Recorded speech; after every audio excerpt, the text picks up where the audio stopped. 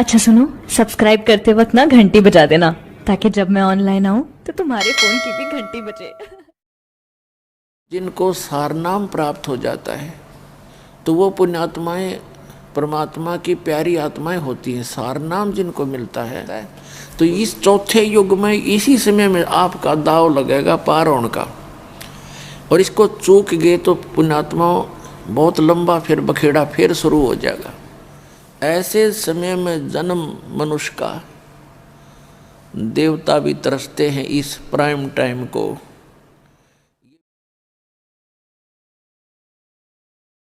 परम पिता परमात्मा पूर्ण ब्रह्म सारी सृष्टि के रचनार कबीर देव कबीर साहेब अल्लाहु अकबर परम अक्षर ब्रह्म पूर्ण परमात्मा जी की असीम रज़ा से आप परमात्मा की प्यारी आत्माएं उस परमेश्वर की महिमा सुनने के लिए उपस्थित हुए। धन भाग हैं आपके, धन हैं आपके माता पिता जिनसे आपका जन्म हुआ। परमात्मा कहते हैं सूक्ष्म वेद के अंदर वो स्वयं आकर ज्ञान देते हैं, या तो माता भगत जनै या दाता या सूर, और नहीं तो रह ले बांझड़ी क्यों व्यर्थ गंवावे नूर। परमात्मा ने कहा या तो माता भगत उत्पन्न करे या कोई सूरवीर उत्पन्न करे और या कोई दानवीर दानी उत्पन्न करे, अन्यथा इसके अतिरिक्त जो संतान हो ऐसे स्वभाव की संतान नहीं है तो इससे अच्छा तो बांझ रह ले, कोई उत्पन्न ना करे वो अच्छा। तो पुण्यात्माओं आप उन माता पिता से जन्म है आपका जिन्होंने आपको भक्त जना दानी जना और सूरवीर हो आप, क्योंकि इस दास को खूब पता है जो इस परमेश्वर के मार्ग को ग्रहण करके समाज के अंदर जी रहा है वो कितनी सूरवीरता से जी रहा है, किस किस प्रकार की उन्हें बाधाओं का सामना करना पड़ रहा है, फिर भी सबको चीरते हुए चल रहा है। तो आप के अंदर वो तीनों क्वालिटी हैं, इसलिए धन्य है आपके माता पिता जिनसे जन्म हुआ, और उससे भी सौभाग्य आपका धन्य हो आपको ऐसे समय में जन्म मनुष्य का देवता भी तरसते हैं इस प्राइम टाइम को। ये बिचली पीढ़ी ऑफ कलयुग, ये मिड टाइम है कलयुग का, और ऐसे समय में आपको मनुष्य जन्म जो परमात्मा ने वो बैन उठा रखा है जो आज तक उसको छुपा के रखना था, जिस यथार्थ भक्ति और ज्ञान को आज परमात्मा का वो समय आ गया है जिस समय में इसको सार्वजनिक करना था। और ऐसे समय में आपका जन्म पुण्यात्माओं लाल की परख जोरी कर सकता है, ना उसको स्वयं पता होता है तेरी कितनी कीमत है, ना अनजान व्यक्तियों को पता होता है इस लाल की कीमत कितनी है। ये दास जौहरी है, आप उस परमात्मा के हीरे मोती लाल हो। आपके लिए वो परमात्मा कितने तरफ रहे थे अपनी प्यारी आत्माओं को काल के जाल से निकालने के लिए, कितने युगों से आपके पीछे फिर रहे हैं। कहते हैं गोता मारूं स्वर्ग में और जा बैठूं पाताल, और गरीब दास ढूंढते फिरे हम अपने हीरे मोती लाल। आप उन हीरे मोती लालों में से हैं जो कि काल ने पता नहीं कहाँ कहाँ फेंक दिए थे, और आज आपको ऐसे समय में मनुष्य जीवन प्राप्त है। तो पुण्यात्माओं अब इसका लाभ उठाना, सावधानी बरतना थोड़ी सी, बस इतने में बात बन जाएगी। क्योंकि आप तो युगों युगों से मालिक की शरण में रहे हो, पैर फिसल गया फिर चले गए। अब जिनको सारनाम प्राप्त हो जाता है और वो पार नहीं हो सकते क्योंकि कई कारण बन जाते हैं, तो वो पुण्यात्माएं परमात्मा की प्यारी आत्माएं होती हैं। सार नाम जिनको मिलता है वो विशेष आत्माएं होती हैं, वो पार नहीं होती हैं, यहाँ भटकती रहती हैं, तो उनके साथ फिर परमात्मा नए सिरे से फिर उनको तैयार करता है। तो इस चौथे युग में इसी समय में आपका दाव लगेगा पार होने का, और इसको चूक गए तो पुण्यात्माओं बहुत लंबा फिर बखेड़ा फिर शुरू हो जाएगा। तो सावधानी बरतना, और सावधानी इतनी है कि जो गुरु वचन पर डट गए कट गए फंद 84 के, भाई जो गुरु वचन पर डट गए कट गए फंद 84 के।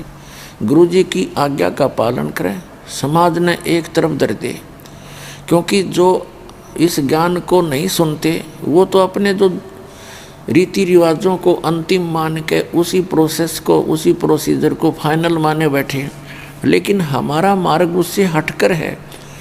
और इस भगत और जगत का आपस में विरोध क्यों रहा है, इसका कारण यही है कि समाज की रीतियां अलग हैं। वो तो यही जन्म और मृत्यु के इस प्रोसेस में इस चक्कर में रहने की है, और हमने इससे निकलना है। उससे निकलने के लिए वो रीति रिवाजें अलग हैं, तो हमने उनसे हटकर आगे बढ़ना है और किसी का बुरा नहीं मानना। यदि आपको कोई गलत कहता है, आपने ये जानकर कि वो बालक हैं, उनको ज्ञान नहीं है, आपका जो विरोध करते हैं वो अनजान हैं, जब उनको समझ में आएगा तो उनको बहुत पछताना पड़ेगा। पुण्यात्मा उस परमात्मा ने आके ये ज्ञान दिया है कि मनुष्य जीवन बार बार प्राप्त नहीं होता, और प्राप्त हो जाता है तो फिर उसमें संत नहीं मिला करते। असंतों के झुंड फिर रहे हैं। शास्त्र विरुद्ध साधना बताने वाले महापुरुष संत कहलाने वाले बिना गिनती के हैं। कदम कदम पर काल ने ऐसा भयंकर मुहिम छेड़ रखा है वर्तमान में, उसको पता है कि वो समय आ गया कि परमात्मा अपने बच्चों को सबको ग्रहण करेंगे, और उसने भी अपना पूरा एडी से चोटी का जोर लगा रखा है। ये नकली पंथ चला के नए नए संत न्यारे पैदा करके जहाँ देखा 20-30 हज़ार 50 हज़ार 10-1-2 लाख करोड़ करोड़ व्यक्तियों को ये काल के दूत फंसाए बैठे हैं। तो पुण्यात्माओं, परमात्मा ने सबसे बड़ी दया करी आपके ऊपर कि आपको शिक्षित कर दिया। ये दास खूब देख रहा है कि जब दास का जन्म हुआ 8 सितंबर 1951 को, उस समय शिक्षा का कोई विशेष जोर नहीं था, किसी की रुचि नहीं थी। 10-1 वर्ष के बाद देखा कि शिक्षा की कुछ रुचि बनी, और 10-20 वर्ष के बाद तो देखा कि लोगों ने शिक्षा को ही मूल चीज़ मान लिया। अपने बच्चों को, सबको, बेटियों को, बेटों को शिक्षा में सबको शिक्षित करना चाहा। तो ये परमात्मा की दया थी। हमारे समय में लड़कियों को स्कूल नहीं भेजते थे।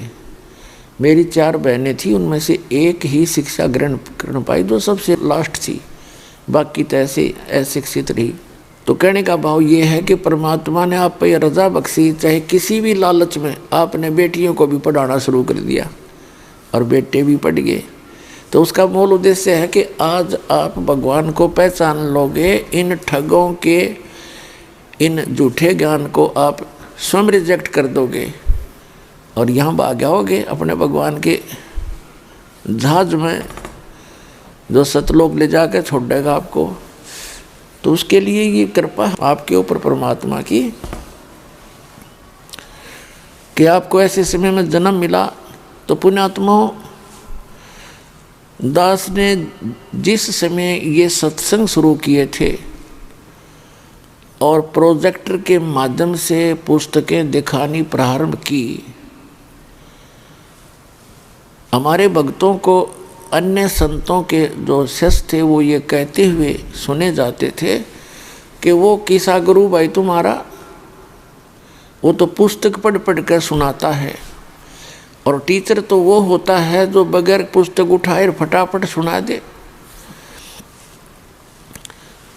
तो हमारे बच्चों के पास कोई जवाब नहीं था, भक्तों के पास। और उन्होंने मुझे भी ये कहने की चेष्टा की कि जी लोग चाहते हैं कि बगैर पुस्तक दिखाए सत्संग किया जाए। तो उन बच्चों की सलाह को मैं नहीं मान सकता था, क्योंकि दास को पता था कि अपनी अपनी कह गए इस दुनिया के माँ, अरबिंद साहेब की बंद की कहीं ठोर ठिकाना ना। अपनी अपनी तो दुनिया कह ही रहे हैं सभी संत, और सभी उन्हीं सदग्रंथों का हवाला देते हैं और अपना अपना ज्ञान भिन्न भिन्न बता रहे हैं, विधान अलग अलग बता रहे हैं। तो दास को पता था कि ऐसे ही बात बनेगी जब तक ये दास आपके रूबरू नहीं करेगा। जैसे वैसे कह दिया मैंने कि ब्रह्मा विष्णु महेश नासवान हैं, इनकी जन्म मृत्यु होती है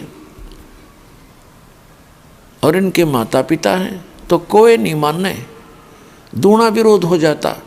तो दास ने वो फिर ये कह करके फिर ये दिखा दिया, देखो भाई देवी महापुराण के 123 पृष्ठ पे सचित्र मोटा टाइप, गीता प्रेस गोरखपुर से प्रकाशित है, इसमें लिखा है, ये स्वयं कह रहे हैं विष्णु जी, मैं ब्रह्मा और शंकर, हमारी तो जन्म मृत्यु होती है, हम अविनाशी नहीं हैं। तो फिर उस पुस्तक को जो आज तक वो समझ नहीं सके भगत समाज, और उनके गुरु थे वो अनपढ़ जैसे थे, उनको एक अक्षर ज्ञान था लेकिन अध्यात्म ज्ञान में वो बिल्कुल अनपढ़ -0 थे, जो आज तक ये नहीं बता सके हिंदू समाज में कि ब्रह्मा विष्णु महेश की सतीथि क्या है। एक स्टेट के मंत्री को और कोई राष्ट्रपति बताता है कितनी बुद्धि है उसकी, कैसा जानता है वो राजनीति को। तो इसलिए दास ने ये पुस्तकें दिखाना प्रारंभ किया। भले ही कुछ एक व्यक्तियों ने अच्छा नहीं लगा, लेकिन बुद्धिमान समाज ने इसको स्वीकारा। इसके आधार से अपने सदग्रंथों को उठा उठा कर देखा, और देखा तो देखा, फिर क्या कोई झूठ थोड़ा बोला जा सकता है। सच पाया था। देख रहे हो आप, पूरा विश्व झुकेगा इस साइड में, पूरे विश्व को मानना पड़ेगा सच्चाई को, क्योंकि इसके अतिरिक्त कोई कल्याण नहीं, कोई मार्ग नहीं। तो जो प्रसंग चल रहा है कि ये बीच वाला समय जो कलयुग का है, इसमें ये मोक्ष समय है, और इस समय में जो भी परमात्मा की शरण में आ जाएंगे, सतभक्ति करेंगे, उनका मोक्ष होगा, वो उस स्थान पर चले जाएंगे। श्रीमद् भगवद गीता अध्याय नंबर 15 के श्लोक नंबर 4 में कहा है कि तत्वदर्शी संत की प्राप्ति के उपरांत उस तत्व ज्ञान रूपी शस्त्र के द्वारा इस अज्ञान रूपी गुत्थी को काटकर, अर्थात तत्व ज्ञान से अध्यात्म ज्ञान को पूर्ण रूप से समझकर उसके पश्चात परमेश्वर के उस परम पद की खोज करनी चाहिए, जहाँ जाने के बाद साधक फिर लौटकर कभी संसार में नहीं आते।